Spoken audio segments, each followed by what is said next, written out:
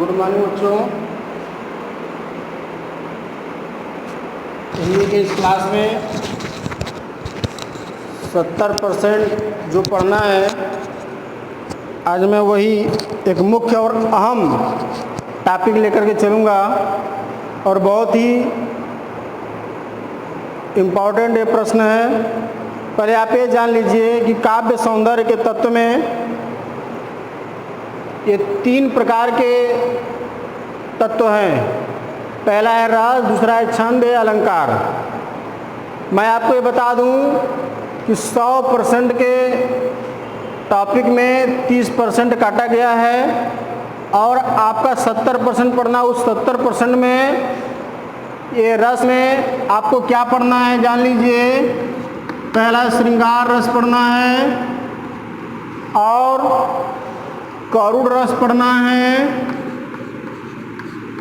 और हास्य रस, वीर रस और शांत रस पढ़ना है। और आपको यह ज्ञात होना चाहिए कि कुल रसों की संख्या काव्य शास्त्र में 10 रस है, मुख्य 9 रस है। काव्य शास्त्र में 10 रस है, मुख्य 9 रस है। तो यहाँ पर कुल कितना रस पढ़ना है ध्यान दीजिएगा। 1 2 3 4 5, यानी कि 5 आपको नहीं पढ़ना है, 5 ही आपको पढ़ना है, ठीक है ना। उसी तरह हम आते हैं छंद में। छंद वैसे तो 3 प्रकार का होता है, मात्रिक छंद, वर्णिक छंद और लयुक्त छंद। ये 3 प्रकार के छंद है। वैसे तो 3 प्रकार का में 2 प्रकार के छंदों को हमें पढ़ना है, लेकिन यहाँ पर हमें जो कटौती हुई है वह नहीं पढ़ना है, केवल मात्रिक छंद पढ़ना है। पहला जो छंद है मात्रिक छंद। मात्रिक छंद में भी बहुत सारे छंद हैं, लेकिन उसमें भी हमें वही पढ़ना है जो सिलेबस में निर्धारित है। तो उसको हम नोट कर लेते हैं। जो बराबर से आप पढ़ते आ रहे हैं वही है चौपाई, दोहा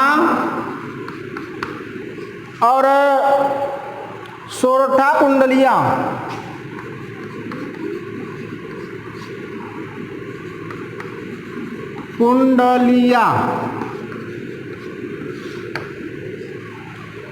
बस यही इतना पढ़ना है और ध्यान दीजिएगा, बस यही पढ़िएगा।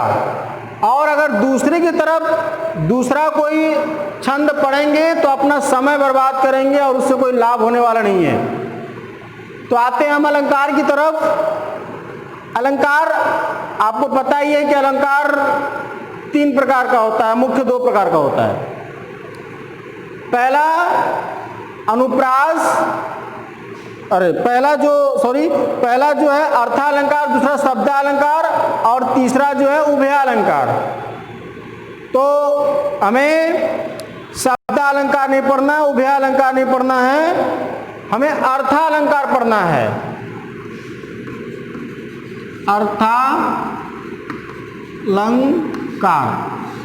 अर्थालंकार पढ़ना है। तो अर्थालंकार में भी जो पढ़ना है वह है उपमा, रूपक, उत्प्रेक्षा। उपमा, रूपक और उत्प्रेक्षा, यही पढ़ना है। और इसके लिए कुल लगभग 2 के 6 नंबर निर्धारित है और यही आपको पढ़ना और यही पढ़िएगा भी। और किसी अन्य पर ध्यान मत दीजिएगा, नहीं तो समय आपका व्यर्थ जाएगा। तो आइए हम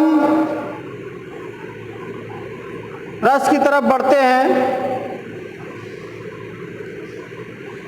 इसको नोट करना है तो नोट कर लीजिए। नोट कर लिए होंगे।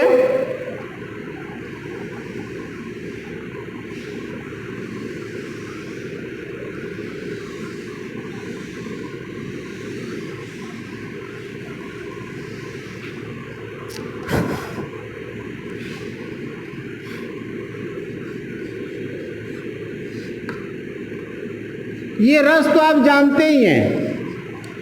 काव्य को पढ़ने, सुनने अथवा नाटक को देखने से जो हमें आनंद की अनुभूति होती है उसे क्या कहते हैं? रस कहते हैं। तो रस ही क्या है? आनंद है। अब बिना आनंद के हम किसी भी नाटक को, किसी भी अन्य चीज का हम आनंद नहीं ले सकते हैं। तो वही क्या है? रस है। तो हमें इस पर ध्यान न देते हुए हम इसके भेद की तरफ चलते हैं, और वो पहला रस है जो आपको नोट किया गया है, श्रृंगार रस। इसको नोट करते हुए जाइएगा, श्रृंगार रस। देखिए, श्रृंगार रस को रसों का राजा कहा जाता है। अब पूरे पाठ्यक्रम में, हिंदी साहित्य में, आयु के साहित्य में श्रृंगार रस और एक करुण रस मुख्य भूमिका अदा करता है, क्योंकि इन दोनों के अलावा और कोई रस एक ही है तो है वीर रस। तो ये आपके काव्य की शोभा को बढ़ा देता है। तो आइए श्रृंगार रस के विषय में हम पढ़ते हैं। तो श्रृंगार रस क्या है? श्रृंगार रस नायक और नायिका के प्रबल अथवा तीव्र प्रेम को ही हम श्रृंगार रस कहते हैं। नायक और नायिका के प्रबल अथवा तीव्र प्रेम को ही क्या कहते हैं? हम श्रृंगार रस कहते हैं। वही आपका श्रृंगार रस है। तो क्या है यहां पर? नायक नायिका के प्रबल प्रेम, प्रबल अथवा तीव्र प्रेम। अब इस प्रबल और तीव्र प्रेम में भी दो प्रकार की बातें होती हैं, ध्यान दीजिएगा। संयोग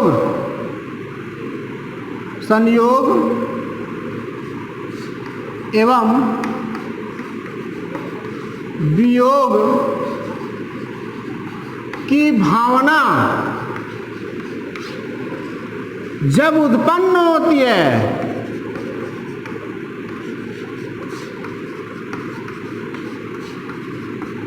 तो वही क्या है? श्रृंगार रस है।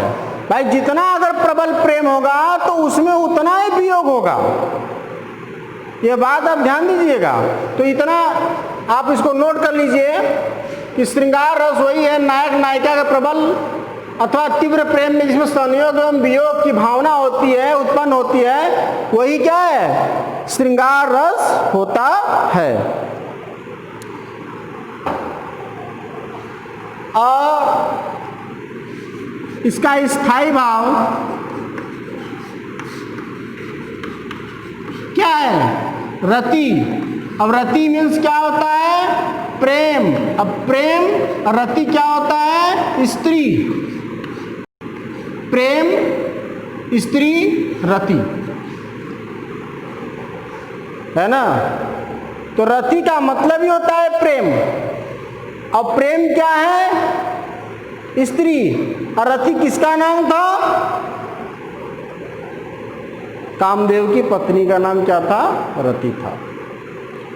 और ये रति और कामदेव आपको मैथिली शरण गुप्त का एक पाठ है, उसमें आपको बताया जाएगा। तो ये आपका क्या है? आपका श्रृंगार रस है। अभी अभी आपने नोट किया, तो इसको ध्यान से देखेंगे। श्रृंगार रस के दो भेद होते हैं, दो भेद। पहला ये है, दूसरा ये। पहला भेद है संयोग और दूसरा भेद है वियोग। इसको नोट करते हुए जाइएगा। संयोग श्रृंगार और वियोग श्रृंगार। तो संयोग श्रृंगार में हम इसका हेडिंग देते हैं, संयोग श्रृंगार। क्या है संयोग श्रृंगार?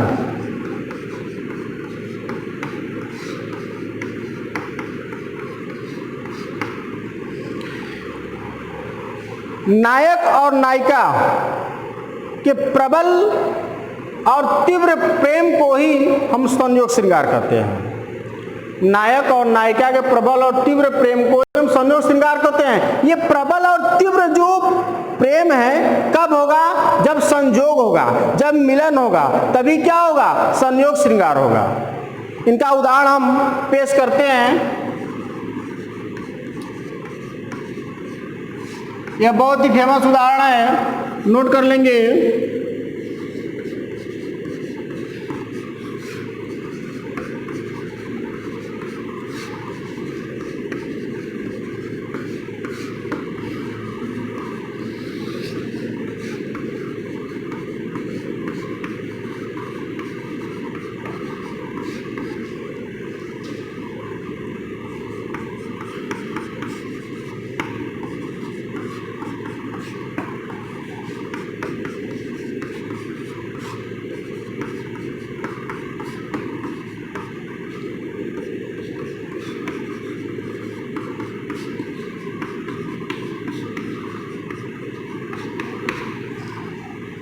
तो ये संयोग श्रृंगार का उदाहरण है। जिस कविता में, परिभाषा एक और भी नोट कर सकते हैं कि जिस कविता में नायक और नायिका वर्तमान समय में अगर उपस्थित हैं तो संयोग श्रृंगार है। अब इस कविता में नायक और नायिका दोनों हैं। क्या कह रहा है कविता? कविता ये कह रहा है कि बतरस लालच लाल की मुरली धरी लुकाए, सौ करे भवन वसे दैन कह न जाए। ध्यान दीजिएगा, ये बिहारी लाल की दोहा है। ये रीतिकाल के प्रसिद्ध कवि बिहारी लाल, बिहारी का ये दोहा है। क्या कर रही है राधा? राधा यही कर रही है। तो पहले तो राधा श्री कृष्ण के बिना व्याकुल है, नहीं सॉरी, राधा श्री कृष्ण के बातों की व्याकुल है, बातों की व्याकुल है। वह श्री कृष्ण राधा से बात नहीं कर रहे हैं, इसलिए कोई ना कोई बहाना ढूंढ रही है राधा जी बात करने के लिए। तो क्या बहाना है? यही है कि बातों की रस की लालची राधा, लालकी, लालकी माना होता है श्री कृष्ण, श्री कृष्ण के मुरली को छिपा देती है। बातों की रस की लालची राधा श्री कृष्ण की मुरली को क्या कर देती है? छिपा देती है। और छिपा देती है तो श्री कृष्ण पूछते हैं, पूछते मतलब अब राधा के पास आए, कोई ना कोई बहाना मिल गया, पूछते हैं। क्या पूछते हैं? कि हमारी बांसुरी कहाँ है? अब बांसुरी के कारण बात नहीं करते थे राधा से या अन्य गोपियों से, तो वही देखिए पूछते हैं कि मेरी बांसुरी कहाँ है? तो राधा कहती है सौगंध खाती है, सौगंध भी खाती है और भौंवों से मुस्कुराती भी है कि भवन वैसे भौंवों से मुस्कुराती भी है। तो श्री कृष्ण समझ जाते हैं कि मेरी बांसुरी आपके ही पास है। फिर दैन कहने लग जाए, देने के लिए मना कर रही है, मैं नहीं दूंगी बांसुरी, मैं नहीं दूंगी। जब अगर बांसुरी दे देंगी राधा जी, अगर बांसुरी श्री कृष्ण को दे देंगी तो बात करना बंद हो जाएगा। अगर बांसुरी राधा के पास है तो इसी बहाने बात चलता रहेगा। तो इसमें दोनों है, नायक और नायिका दोनों हैं। तो ये आपका संयोग श्रृंगार हुआ। उतार लीजिए। अब संयोग श्रृंगार के बाद आते हैं वियोग श्रृंगार पर। बहुत ही इंपॉर्टेंट ये प्रश्न है, हमेशा से पूछता आ रहा है, आगे भी पूछेगा और थोड़ा लंबा प्रश्न है। वियोग श्रृंगार, वियोग श्रृंगार, इसका परिभाषा है कि प्रबल प्रेम होते हुए भी, नोट करिए, प्रबल प्रेम होते हुए भी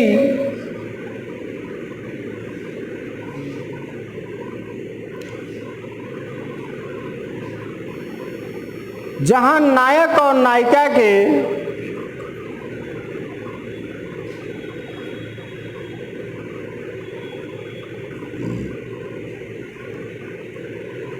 वियोग का वर्णन हो, जहां नायक और नायिका के वियोग का वर्णन हो, वहां वियोग श्रृंगार होता है, वहां वियोग श्रृंगार होता है।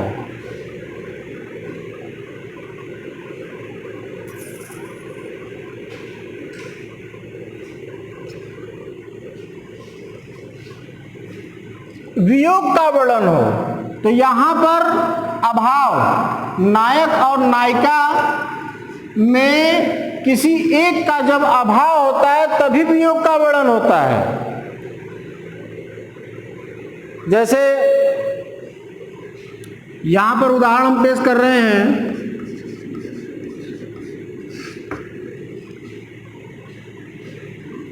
उद्धव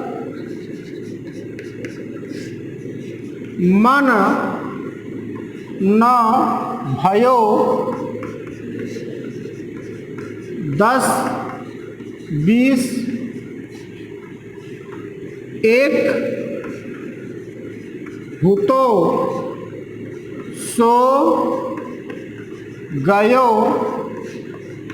श्याम संग को अवराधे ईश, को अवराधे ईश, इंद्री शिथिल भई केशव बिनु,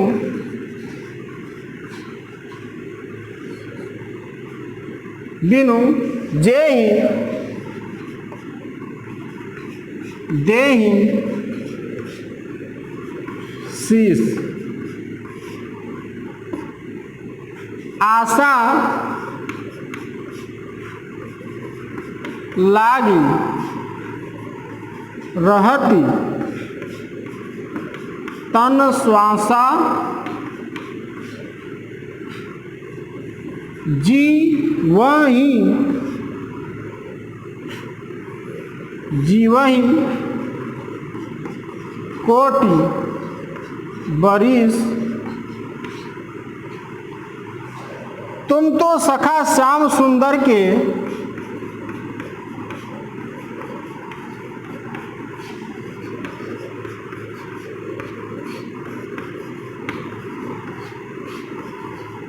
सकल जोग के ईश,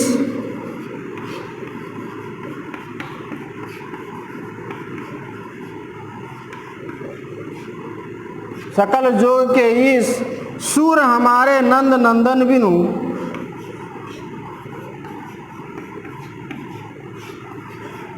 नंद नंदन बिनु और नहीं जगदीश, जगदीश ब्रज भाषा है। ये सूरदास का कविता है। यहां पे देखिए, आप पकड़ लेंगे सूर। अब इसमें क्या है? इसमें नायक कौन है? नायक तो श्री कृष्ण है। नायक कौन? श्री कृष्ण। हाथी घोड़ा पाल की जय कन्हैया लाल की। तो श्री कृष्ण इसमें नायक है, और नायक तो यहां पर है ही नहीं। नायक कहां चला गया? वो मथुरा में चला गया, मथुरा का राजा हो गया। तो किसको भूल गया? राधा को और राधा की सहेलियों को, गोपियों को। तो अब यहां पर उद्धव को भेजे श्री कृष्ण जी कि जाइए उन लोगों को कह दीजिए कि श्री कृष्ण को भूल जाए और ईश्वर को याद करें। तो उद्धव कहता है गोपियों को कि कि ईश्वर को याद कीजिए, निर्गुण निराकार परम ब्रह्म को याद कीजिए। तो उनके प्रश्न का उत्तर गोपियां देती हैं, क्या देती हैं कि उद्धव मन भय 10-20 एक उतो सो गयो श्याम संग। हे उद्धव, हमारे पास 10-20 मन नहीं है। अरे एक ही तो मन था, वो श्याम श्री कृष्ण के साथ मथुरा चला गया। गोपियां आगे कहती हैं, वियोग में बोलती हैं, वे वियोग श्रृंगार है। क्या बोलती हैं? वह मथुरा चला गया। इंद्री शिथिल भई के सोबिन, हमारे पास एक हुतो सो गए सावा मथुरा चला गया। को अवराधेश, और हम किस मन से आपके ईश्वर की आराधना करें? इंद्री शिथिल भई केशव बिनी, श्री कृष्ण के बिना हमारी जो कर्मेंद्रियां हैं वह कमजोर हो चुकी हैं। ऐसा लग रहा है जैसे बिना सिर का शरीर। अरे उद्धव, आशा लगा है हमको आशा लगा है कि श्री कृष्ण आएंगे, इसीलिए हमारे शरीर में ये सांसें चल रही हैं और उन्हीं आशा के कारण हम करोड़ों वर्ष तक जी लेंगे। गोपियां आगे कहती हैं उद्धव से, हे उद्धव, तुम तो श्याम सुंदर श्री कृष्ण के सखा हो, मित्र हो और संपूर्ण योग के ईश्वर हो, तो ईश्वर मानस स्वामी हो। सूर हमारे नंद नंदन बिनु और नहीं जगदीश। हे उद्धव, नंद पुत्र श्री कृष्ण के बिना इस संसार में मेरा कोई ईश्वर है ही नहीं। तो इस प्रकार इससे यह आभास होता है कि इसमें गोपियां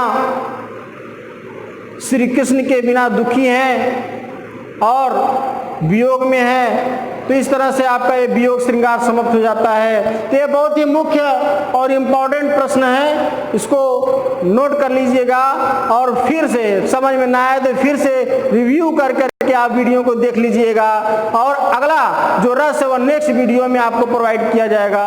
धन्यवाद।